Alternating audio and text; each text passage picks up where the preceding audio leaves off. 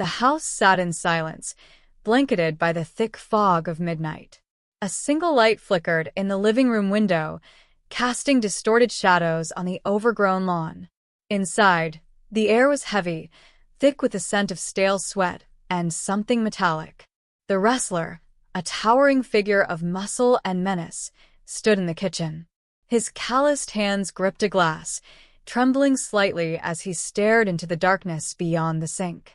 The only sound was the slow, rhythmic drip of the faucet, each drop amplifying the eerie stillness. His breaths were shallow, labored, as though the walls themselves pressed inward. The family photographs on the fridge seemed to watch him, their frozen smiles grotesque in the dim light. He clenched his jaw, his teeth grinding audibly, as a low hum began to fill his ears. It wasn't from the refrigerator or the distant highway. No, this hum was internal, gnawing at his sanity. A voice, faint but insistent, whispered from deep within his mind. It called him by name, urging him to act, to end the turmoil that had consumed him for weeks. He turned abruptly, his broad shoulders brushing against the doorway as he moved into the hallway. The floorboards groaned under his weight, protesting each step. At the end of the corridor, the bedroom door stood ajar, the faint scent of lavender wafting out. His wife's scent. His chest tightened, a strange mix of longing and rage bubbling beneath the surface. He paused outside his eldest son's room. The boy's favorite action figures were scattered on the floor, tiny warriors frozen mid-battle. The wrestler's vision blurred as his massive hand reached for the doorknob. It felt cold, almost alive, as though resisting his touch. The hum in his head grew louder, a cacophony of commands and memories swirling together. He pushed the door open. The room was peaceful, untouched by the storm brewing within him. His son lay curled in the bed, a tangle of blankets and soft snores. For a moment, the wrestler froze, his breath catching in his throat. But the whispers didn't. Hovered over the doorknob. His fingers twitched, trembling as if resisting an unseen force. The boy's soft breathing seeped through the thin wooden door, steady and innocent. For a moment, the wrestler froze, his eyes welling with an emotion he couldn't name. The voice in his head grew louder, harsher, almost screaming now. Do it. End it. End it all. He pressed his forehead against the door, his hot breath fogging the cold surface. Memories flooded his mind, teaching his son to wrestle, the boy's laughter echoing in the gym. The warmth of those moments clashed violently with the icy dread creeping up his spine. His knuckles whitened as he tightened his grip on the doorknob. The house seemed to grow colder, the air thick with an oppressive weight. The clock in the hallway ticked louder, its hands dragging time into slow motion. In the distance, the faint cry of a baby pierced the silence. It was his youngest, barely 8 months old. The sound pulled him back, grounding him in the present. But the voice persisted, venomous and unrelenting. You've already lost everything. They don't understand you. They'll never forgive you. He stumbled backward, his massive frame colliding with the wall. Pictures rattled on their hooks, a framed photo of his wedding falling to the ground with a muffled crash. His chest heaved, sweat pouring down his face, soaking into the collar of his shirt. He stumbled toward the kitchen, his vision narrowing into a tunnel of distorted shadows and flickering light. The voice cackled now, mocking him, feeding on his spiraling despair. His hands fumbled in the drawer, pulling free a butcher's knife. Its cold steel glinted under the harsh kitchen light, reflecting the twisted turmoil etched into his face. For a brief moment, his reflection stared back at him. A man he barely recognized. The house, once a sanctuary, now felt like a cage. And in that cage, a beast stirred. The knife felt heavier than it should have, as if it carried the weight of his darkest thoughts. His grip tightened, his knuckles pale against the polished steel handle. The hum in his ears was deafening now, drowning out everything except the rhythmic thud of his heartbeat. He turned, the kitchen dissolving into shadows as he moved toward the hallway. Each step echoed, an ominous drumbeat announcing his approach. The baby's cries grew louder, raw and desperate, cutting through the suffocating silence. His wife's voice called out softly from their bedroom. "Is everything okay?" Her words were tinged with concern, sleepy yet alert. He froze mid-step, the knife trembling in his hand. For a moment, there was clarity, just enough to feel the full weight of what he was about to do. But the voice came back, harsher than ever. "Keep going. Don't stop. Finish it." The bedroom door creaked as he pushed it open. His wife sat up, her silhouette framed by the soft glow of a nightlight. Her eyes widened when she saw him, her mouth opening to speak. But the words never came. He lunged forward, the blade gleaming as it caught the dim light. She screamed, a sound that ripped through the air, sharp and guttural. The knife struck flesh, a sickening sound like tearing fabric. Her screams turned to choking gasps as her hands clawed at him, weak and frantic. The baby's wails reached a fever pitch, filling the room with chaos. Blood spattered across the walls, warm and sticky, painting the once peaceful bedroom in a macabre tableau.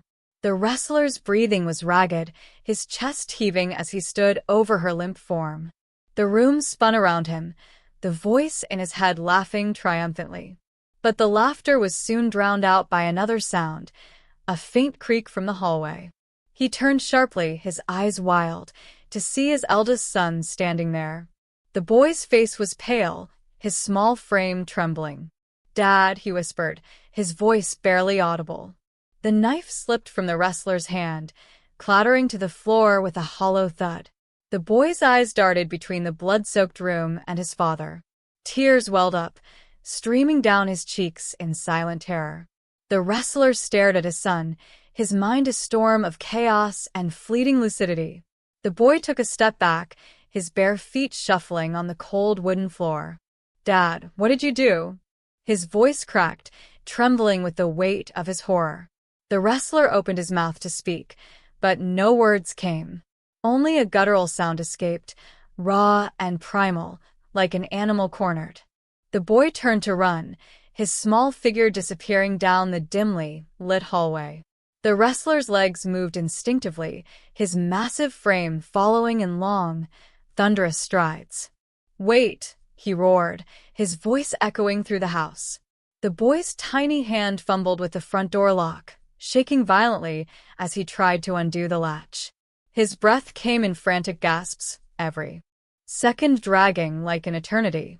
The wrestler reached him just as the door gave way, the cold night air rushing in. He grabbed the boy by the arm, spinning him around with terrifying force. The boy cried out, his voice high and piercing, cutting through the wrestler's fogged mind. "Please, Dad. Please stop." The words hit him like a punch, slicing through the oppressive hum in his ears. For a fleeting moment, clarity returned. He looked down at his son, the boy's tear-streaked face filled with terror and pleading. His own hands, enormous and stained with blood, gripped the boy's arm like a vice. What was he doing? What had he become? The boy's sobs grew louder, his small frame shaking uncontrollably. The night outside was deathly still, the only sound the distant rustle of wind through the trees. The wrestler released his grip, staggering back as if burned. The boy didn't hesitate. He bolted out the door, barefoot and sobbing, disappearing into the dark streets beyond. The wrestler stood frozen in the doorway, the cold air biting his skin. The voice in his head began to fade, replaced by an overwhelming, crushing silence. But the silence wasn't empty. It was filled with something far worse. The echoes of what he had done. The wrestler stood in the doorway, his massive frame silhouetted against the darkness outside. The wind carried the faint, fading sound of his son's cries as the boy vanished into the night. His breath came in shallow bursts, each exhale curling into the cold air like smoke. He turned slowly, stepping back into the house. The floor beneath him felt uneven, sticky, as though the house itself recoiled from his presence. His eyes moved toward the bedroom, where the faint glow of the nightlight spilled into the hallway. Blood smeared the walls and floor, marking his path like a grotesque trail of regret. He walked toward it, each step heavier than the last, the weight of his actions pressing down like an unbearable force. The bedroom door hung half open, creaking faintly as it swayed on its hinges. Inside, the silence was suffocating, broken only by the faint whimpering of the baby in its crib. He stepped into the room, his boots squelching against the blood-soaked carpet. His wife's lifeless form lay sprawled on the bed, her face turned away, her arms limp. The knife glinted on the floor where he had dropped it, its blade dark with crimson streaks. The baby's cries grew louder as he approached the crib, the sound high-pitched and desperate. He hesitated, his massive hands trembling as he reached out to touch the edge of the crib. The infant's tiny face was red and scrunched with fear, its small fists flailing in the air. For the first time that night, tears welled in the wrestler's eyes. They blurred his vision, hot and stinging, falling silently onto the wooden frame of the crib. The baby's cries softened as it seemed to sense the shift in him, its wide, tear-filled eyes locking onto his. His chest heaved, a guttural sob escaping his throat as he sank to his knees beside the crib. "I'm sorry," he whispered, his voice cracked and broken. His massive hands covered his face as the weight of his deeds came crashing down. The house was no longer silent. It was filled with his cries, a deep, agonized wail that echoed through the walls that bore witness to the massacre. The wrestler knelt there, his body shaking with every jagged sob. The baby's whimpers slowly faded, replaced by soft, uneven breaths. It stared at him, its innocence untouched, oblivious to the horror around it. The wrestler's massive hands rested on the edge of the crib, his knuckles white from the strain. His bloodshot eyes scanned the room, taking in every gruesome detail. The twisted sheets, the crimson stains, the shattered frame of their wedding photo on the floor. His wife's lifeless form lay still, her face now pale in the glow of the nightlight. The memories hit him like a flood. Her laughter in the kitchen as she cooked dinner. The way she scolded him for tracking mud into the house. The nights she stayed awake to soothe the baby, never once complaining. And now, all of it was gone, replaced by this suffocating, unbearable silence. The voice in his head was gone too, but its absence didn't bring relief. Only a hollow void that stretched endlessly within him. His gaze fell back to the baby, its tiny chest rising and falling with fragile rhythm. He reached out, his rough, blood-streaked fingers trembling as they brushed against the infant's blanket. The warmth of the baby's skin jolted him, pulling him back to the moment. "What have I done?" he muttered, his voice barely audible. The house creaked as if answering, the faint groan of wood settling in the oppressive quiet. The wrestler pushed himself to his feet, his towering frame swaying as though the weight of his sins threatened to topple him. The knife still lay on the floor, glinting in the dim light, a cold reminder of what had transpired. He stared at it, his jaw tightening, his hands balling into fists. He wanted to destroy it, to throw it away, to erase it from existence. But he knew the knife wasn't the real weapon. It was him. His mind, his hands, his rage. He stumbled out of the room, each step dragging as if he were wading through quicksand. The hallway seemed longer now, stretching infinitely, lined with the ghostly echoes of his family's laughter. He reached the living room, where the dim bulb flickered weakly. The front door stood ajar, the cold night air still seeping in. He thought of his son, running barefoot into the darkness, and his chest tightened with a pang of guilt so sharp it nearly brought him to his knees. But there was no undoing what had been done. There was no escaping it. He stood there, bathed in the faint glow of the flickering light, his shadows stretching long and distorted across the blood-streaked floor. And for the first time in his life, the man who had dominated arenas, who had faced down giants, felt truly powerless. The wrestler stood motionless, his massive frame hunched under the weight of a guilt that crushed him more than any opponent ever had. The cold air from the open door swirled around him, carrying the faint scent of the outside world, wet grass, asphalt, and the distant trace of rain. But inside the house, the air was different. Heavy, suffocating. The walls felt closer now, pressing inward, as if they too wanted to bury the horror they had witnessed. His eyes drifted to the family photos on the mantel, smiling faces frozen in time, oblivious to the tragedy their future held. He staggered toward them, his thick fingers trembling as he picked up a frame. It was their last vacation, a day at the lake. His son grinning proudly, holding a fish too big for him to catch alone. His wife, laughing, her hair wet and clinging to her face as she cradled the baby. And him, standing tall, strong, the protector. The irony made his stomach churn. The protector. He laughed, a bitter, hollow sound that echoed through the empty house. His laugh turned into a cough, then a sob, his chest heaving as he clutched the frame tightly to his chest. He dropped to his knees, the frame falling from his hands and shattering against the blood-stained floor. The baby cried out from the bedroom, a soft, fragile wail that pierced through his haze. It was the only sound of life left in the house. He crawled back to the hallway, his knees scraping against the wood. The voice in his head began to stir again, quieter this time, more insidious. "You can still fix this," it whispered, its tone almost soothing. But he knew better. There was no fixing this. Only the cold, inescapable truth of what he had done. He reached the crib again, his hands gripping the sides as he peered down at the baby. Its tiny fingers reached up, clutching at the air, seeking comfort. He collapsed beside the crib, resting his head against the bars, his tears soaking into the soft wood. "I'm sorry," he whispered again, his voice barely audible over the baby's cries.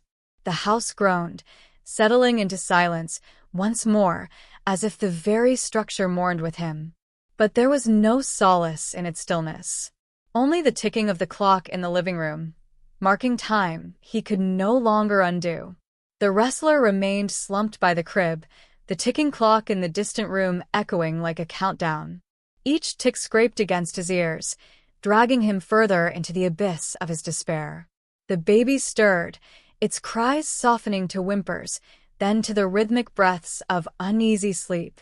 The wrestler raised his head, his eyes bloodshot and hollow, and stared at the child. Tiny, fragile, untouched by the world's cruelty. Untouched by his. Yet. His hands trembled as he reached out, brushing the blanket over the baby's small form. The warmth of the child's body beneath the fabric sent a wave of conflicting emotions through him. Love, guilt, anger, fear. The whispers returned, stronger now. "They'll take the child from you," the voice hissed. "You'll be a monster in their eyes." He clenched his jaw, his fists tightening until his nails bit into his palms. The voice didn't stop. "They'll lock you away.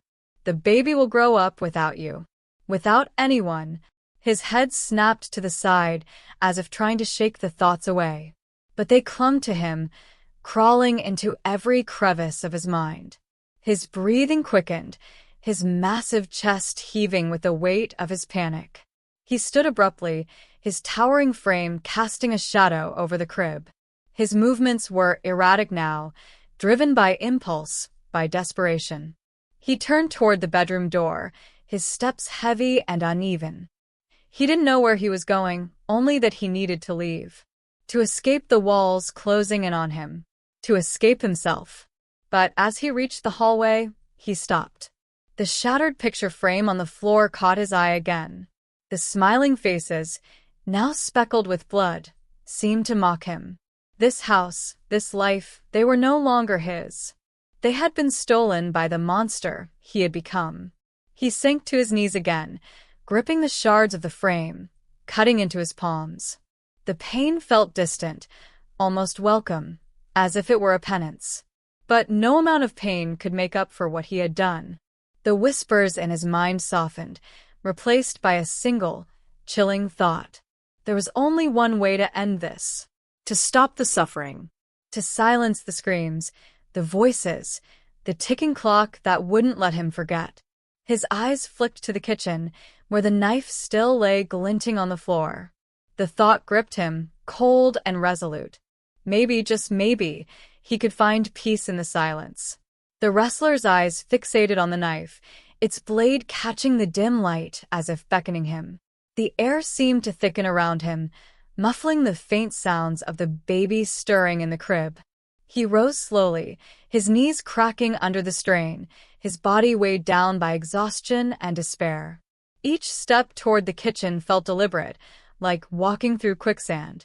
His bare feet left smudges of blood on the cold floor, trailing the path of destruction he had carved. The house was eerily silent now, except for the faint hum of the refrigerator and the rhythmic ticking of the clock. The knife lay where he had dropped it, its handle smeared with his wife's blood. He stood over it, his broad shoulders slumping forward as his breath came in uneven gasps. The whispers returned, insistent and clear. This is the only way. End it here. End the pain. His hand hovered over the blade, trembling as his mind wavered between clarity and chaos. Memories flooded back. The first time he held his son, the pride in his wife's eyes, the laughter that once filled this house. But those moments felt distant now, drowned in the tide of blood and regret. His fingers closed around the knife's handle, the cold steel sending a shiver through him. He lifted it slowly, staring at his distorted reflection in the blade. A man unrecognizable, a man consumed. But then, faintly, from the hallway, came the sound of the baby's cry. It was soft, barely a whimper, but it sliced through the fog in his mind like a beacon. He froze, the knife poised in the air, his body rigid. The cry grew louder, more insistent, calling to him. He turned his head toward the sound, his grip on the knife loosening. The baby's cries weren't just sounds, they were a plea, a fragile connection to the world he was about to abandon. The wrestler dropped the knife, the clang of steel against the floor echoing through the house. He stumbled back into the hallway, his breath shallow, his vision blurred with tears. He reached the crib and looked down at the baby, its tiny face contorted in distress. His massive hands trembled as he scooped the child into his arms, cradling it close. The baby's cries quieted, its small hand clutching at his blood-stained shirt. For the first time in hours, the wrestler felt something stir within him. Not peace, not absolution, but a spark of purpose. He sank to the floor, holding the baby tightly, his tears falling silently onto its blanket. The voice in his head was gone now, replaced by the fragile sound of the child's breathing. But the silence that followed wasn't comforting.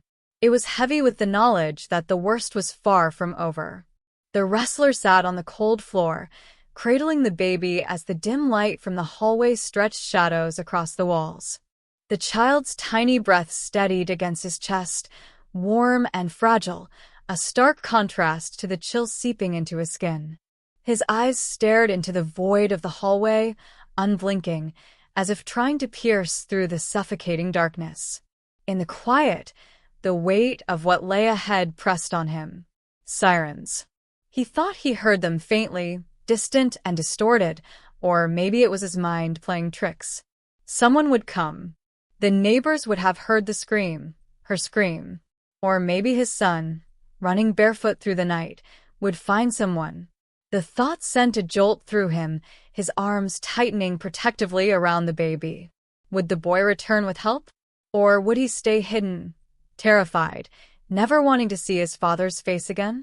The wrestler let his head fall back against the wall with a dull thud. The ticking of the clock in the living room felt like a countdown to an inevitable reckoning. The baby stirred in his arms, a tiny hand brushing against his chest, bringing him back to the present. He looked down at the child, its innocence untouched, unaware of the horrors that had unfolded in its home.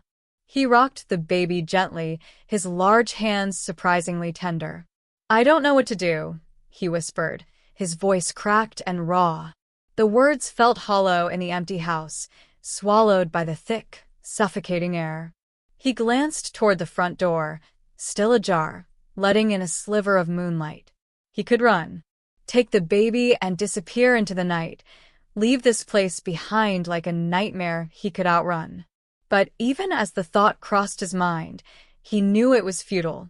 The blood on his hands wasn't just literal, it was inescapable, etched into his soul. And the baby? How could he take this child, carry it into a world he had already stained with violence? The knife still lay in the kitchen, silent and waiting, a cruel reminder of the path he had nearly taken. But now, holding the baby, the choice felt different. Not easier, just clearer. The faint sound of sirens began to solidify, growing louder, drawing closer. This time, he didn't question it. He stood slowly, his legs unsteady, the baby still cradled against him. He walked to the front door and stepped into the cold night air. The world outside felt vast and indifferent, a far cry from the suffocating closeness of the house behind him. In the distance, red and blue lights flickered faintly, cutting through the darkness. He stood there unmoving, his silhouette outlined by the glow of the street lamp. As the lights drew nearer, the baby let out a soft coo, breaking the stillness. The wrestler looked down, his tear-streaked face illuminated by the approaching headlights. For the first time that night, he whispered something not to the house, not to the memories, but to the child in his arms. "Maybe you'll have a chance," he said softly. "And maybe that's enough." The wrestler stood on the porch, the baby cradled tightly against his chest as the faint wail of sirens grew louder. The street was empty, the quiet neighborhood shrouded in a stillness that felt unnatural.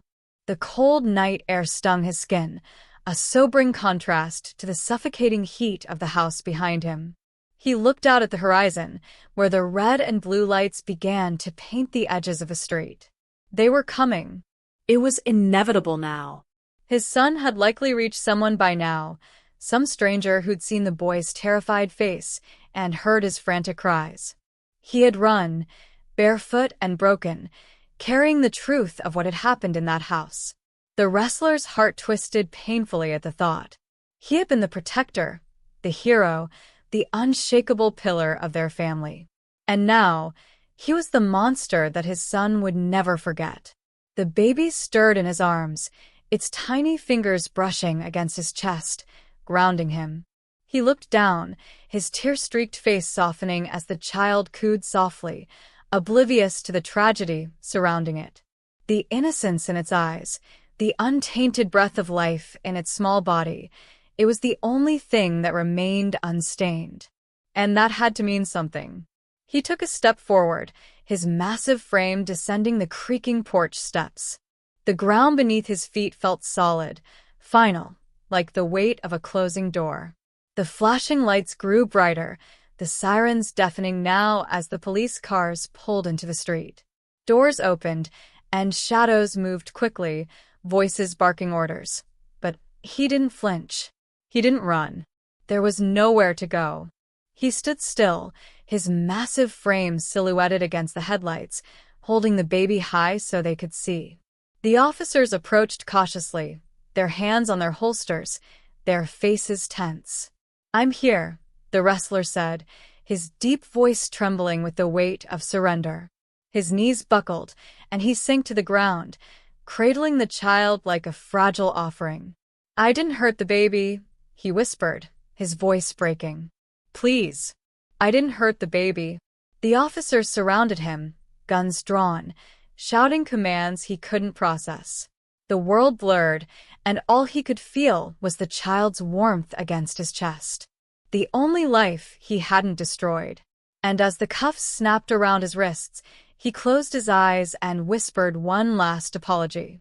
The wrestler sat in the cold, gray interrogation room, his hands cuffed tightly in front of him. The fluorescent light above flickered faintly, casting sharp shadows across the scarred surface of the metal table. His head hung low, his massive shoulders slumped forward, a broken monument of a man who once stood invincible. Every breath felt like dragging shards of glass into his lungs, each exhale a reluctant surrender to the truth. On the other side of the mirrored wall, detectives watched him, their faces tight with grim determination. They had seen horrors before, but the details of this case were different, more personal, more senseless. His wife. Her name echoed in his mind, a ghost that refused to be silenced. Her laughter, her gentle scolding, the warmth of her touch, it all replayed in fragments, punctuated by the nightmare he had unleashed. His son's face haunted him next, the wide, tearful eyes that had stared up at him before fleeing into the night. Would the boy ever forgive him? Could he even forgive himself? The door creaked open, and a detective walked in, her expression a mix of caution and resolve. She sat across from him, sliding a glass of water toward his cuffed hands. "You don't have to say anything," she began, her voice measured, professional. "But if there's anything you want to tell us, now's the time." The wrestler looked up at her, his eyes hollow and bloodshot. For a moment, he said nothing, the silence stretching between them like a chasm. Then, his voice cracked through the quiet, low and raw. "I didn't mean for it to happen." The detective didn't flinch, waiting, her pen hovering over a blank page. "I wasn't in control," he continued, his voice shaking. "There was something inside me. Something I couldn't stop." His hands trembled as he tried to lift the glass but failed. "But the baby," his voice broke. "I didn't hurt the baby." The detective's eyes softened, just barely, but she said nothing. The silence stretched on, heavy and suffocating, until he spoke again. "I'm ready to pay for it," he said, his voice steady now, almost resigned. "Whatever that means." Outside the room, the child was safe in protective custody, wrapped in a warm blanket, too young to understand the chaos that had unfolded. The wrestler's son, found by a kind stranger, had spoken only a few words when the officers had asked what happened. Daddy wasn't himself, the boy had said, and that, perhaps, was the cruelest truth of all. The man who had promised to protect them had been consumed by something darker, something beyond his control.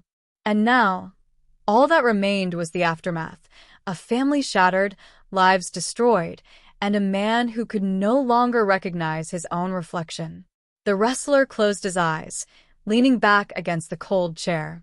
The weight of his actions pressed down on him, suffocating but final. And in that oppressive quiet, the echoes of the life he had lost began to fade, leaving him alone with the unrelenting truth.